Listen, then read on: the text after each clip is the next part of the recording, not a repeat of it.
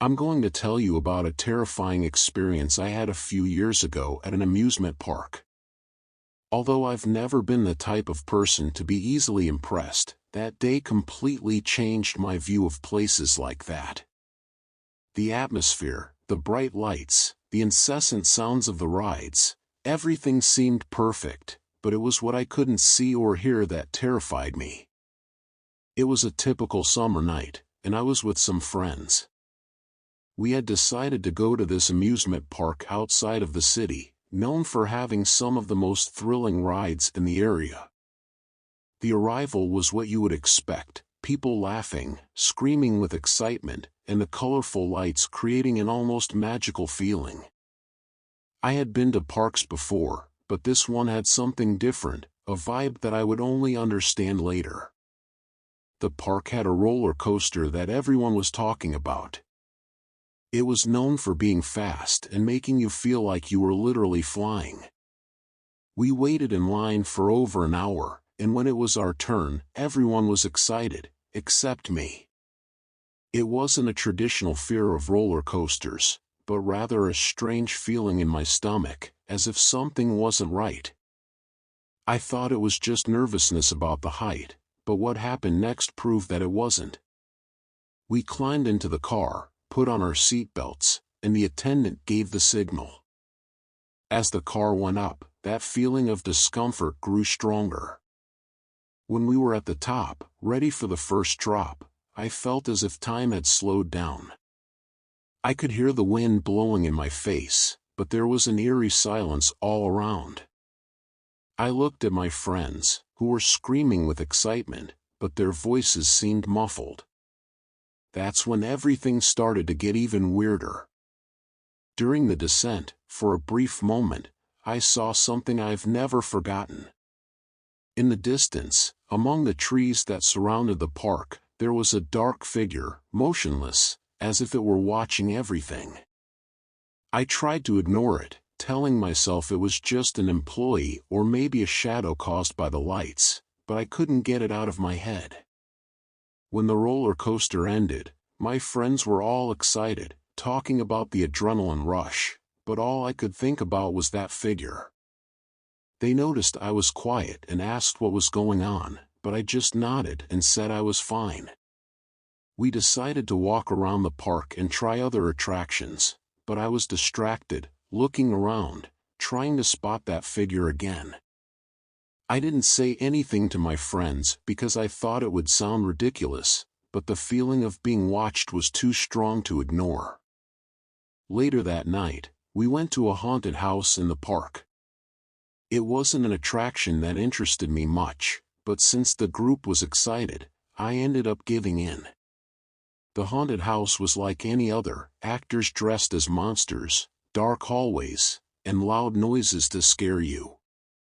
But halfway through the narrow hallways, I saw the figure again standing in a corner, half hidden by the shadows. This time, it was undeniable that it wasn't part of the attraction. The figure was tall, thin, and wearing what looked like a dark coat. The face was covered by the shadow of a hood, but I could feel the eyes fixed on me. I froze. I didn't know what to do. My friends kept walking and laughing, oblivious to what I was seeing. Somehow, I managed to move and follow them, trying to forget what I had seen. By the time we finally left the haunted house, I was in a cold sweat.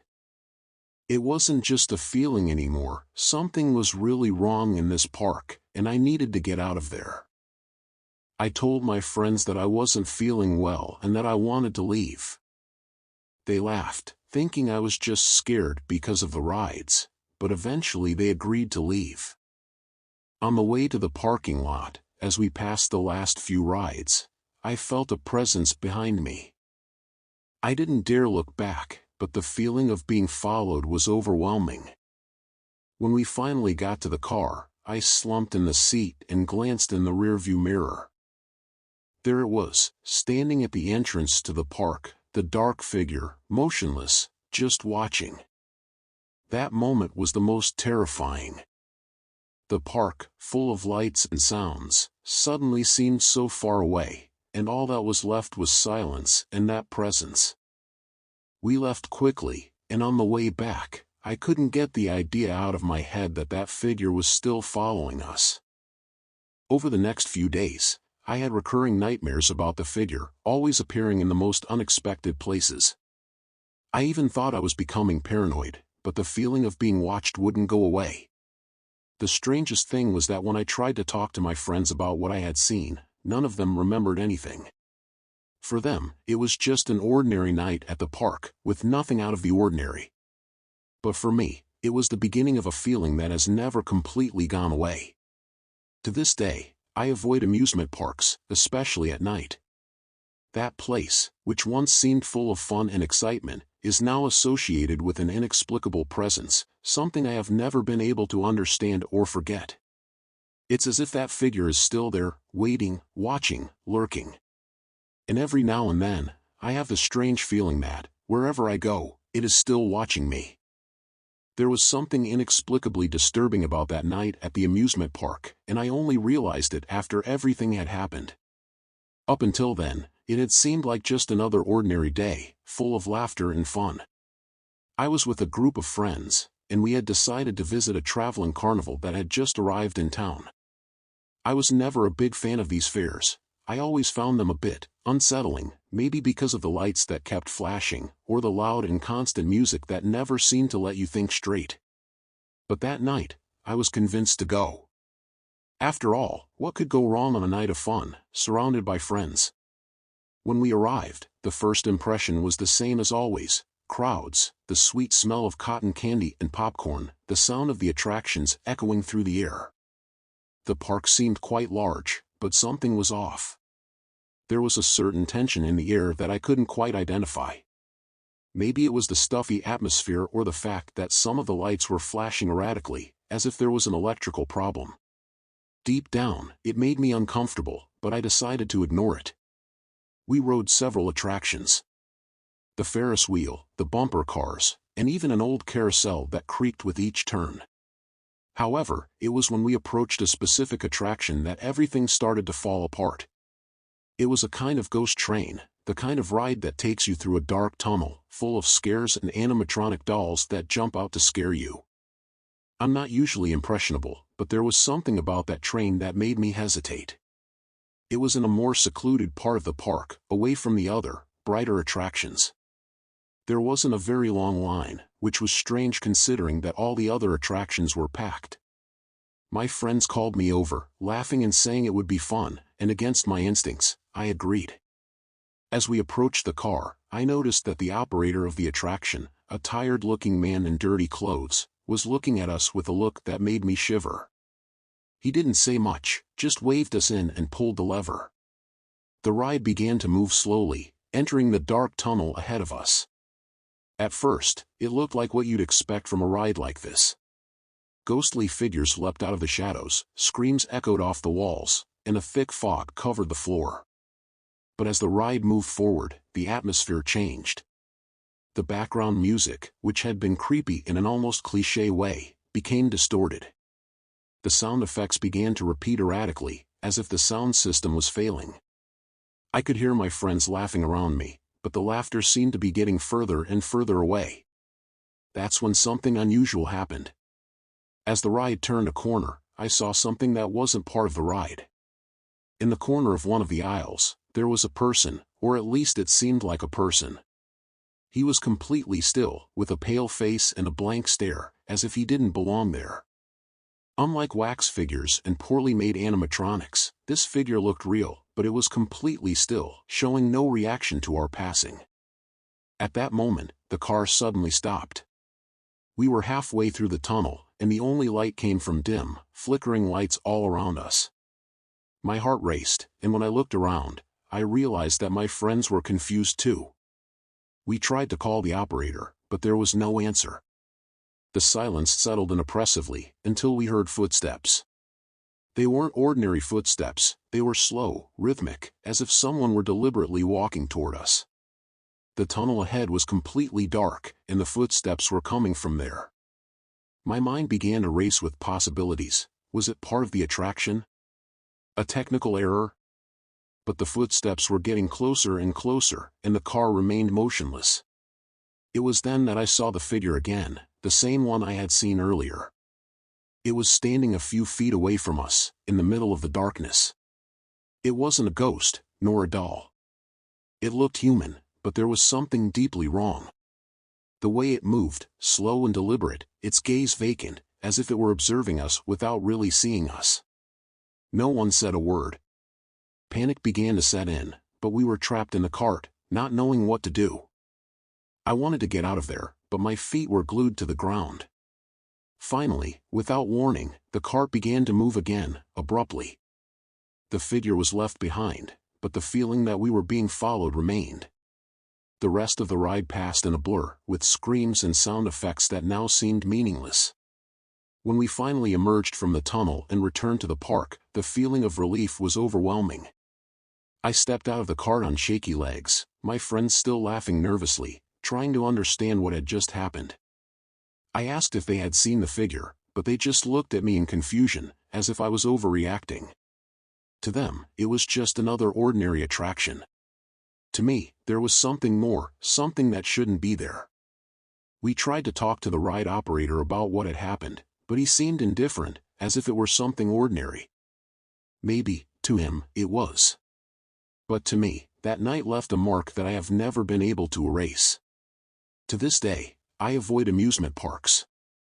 Something about that ghost train, and especially the figure I saw inside it, haunts me to this day. Sometimes when I'm alone at night, I feel as if I'm still in that dark tunnel, hearing the footsteps, knowing that something, or someone, is watching me. Amusement parks have always given me a strange feeling. Even though they are places where people go to have fun, laugh and enjoy the moment, I always felt that there was something wrong with the combination of colorful lights, incessant music and screams of excitement. But it was on one specific visit that this feeling transformed into something much more sinister, something that, to this day, gives me goosebumps just remembering it. It was a summer night, and a group of friends and I decided to go to a traveling park that had arrived in town. It was a typical amusement park, with a Ferris wheel, a carousel, food stalls and some more extreme attractions. Everything seemed normal until then. When we arrived, the place was crowded, the lights were flashing in all directions, and the sound of laughter and screams of excitement filled the air. But I already felt that familiar discomfort, something that always came when I was in places like this. After a few minutes deciding what to do, one of my friends suggested we go to the attraction called the Labyrinth of Fear. It was a kind of maze that you entered alone, and along the way you faced a series of scares and obstacles. The idea was simple: find your way out. At first, I refused. I wasn't a fan of these things and, honestly, I thought there was something strange about the place. But since the others insisted, I ended up giving in. When we got to the entrance of the maze, I noticed that the line wasn't very long. The place had an old look, as if the attraction had been there for years, even though it was a traveling park. The structure seemed fragile, with wooden walls covered in black cloths and some blinking lights. There was something somber about that entrance.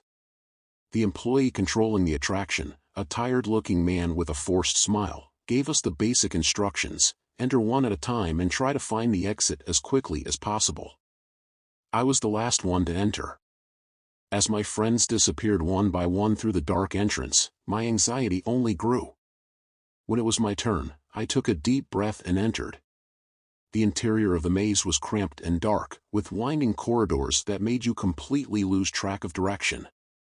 The lights flashed intermittently, and the sound of recorded screams echoed through the speakers. I could hear the muffled sound of my friend's footsteps ahead, but soon these sounds disappeared, leaving me completely alone. I walked slowly, trying to stay calm, but the feeling of being watched was almost suffocating. At every corner I turned, I expected some kind of scare, dolls or actors disguised as monsters, as was typical in these attractions. But strangely, there was nothing. The corridors were empty, and the silence, broken only by the sporadic sound of laughter or a recorded scream, began to bother me. Something wasn't right. That's when I heard it. Footsteps. They weren't mine, and they weren't those of any of my friends. They were slow, calculated footsteps coming from behind me. I turned around immediately, but there was no one there. Just the empty hallway, lit by a flashing light at the end. I tried to tell myself that it was part of the attraction, that they were trying to scare me, but the footsteps kept coming, getting closer and closer. I quickened my pace, trying to stay calm, but the footsteps seemed to keep up with my pace. I stopped again, trying to listen better, and this time, the footsteps stopped too. The silence was deafening. I felt a shiver run down my spine, and I decided that I needed to get out of that place as quickly as possible. I started walking faster, turning corners without thinking much, trying to find the way out. But with each new turn, it seemed like the maze was getting bigger, as if I were walking in circles. It was then that, in one of the corridors, I saw something that made my heart stop for a second. At the end of the corridor, there was a figure standing, motionless, watching me. It wasn't a doll, I was sure of that. It was a person, or something that looked like a person. It was completely still, with its back to the light, which made it difficult to see its face. I froze, unable to move. My mind started racing. Who was that person? Why was it there? And, most importantly, why was it watching me so intensely? For a few seconds, I stood paralyzed, not knowing what to do. Then, on impulse, I turned around and started running. The footsteps behind me came back, this time faster, almost desperate. I ran through the corridors, turning corners without thinking, just following my survival instinct. I could feel the presence right behind me, as if it was about to catch up with me. The sound of its footsteps echoed through the maze, mixed with the sound of my own heartbeat. I didn't know if I was going in the right direction or if I was getting even more lost inside that cursed structure. Finally, after what seemed like an eternity, I saw a light at the end of one of the corridors. The exit. I ran with all my might, without looking back, until I finally went through the exit door. The fresh night air hit me like a breath of relief. My friends were there, laughing and talking, as if nothing had happened. I, on the other hand, was panting, covered in sweat, and with a feeling of dread that I couldn't explain. I tried to tell them what had happened, but they just laughed, thinking it was part of the maze experience. None of them had seen or heard anything like what I went through inside. It was as if I had lived a completely isolated experience, while they had just had an ordinary night of scares and laughter. To this day, I don't know what really happened in that maze.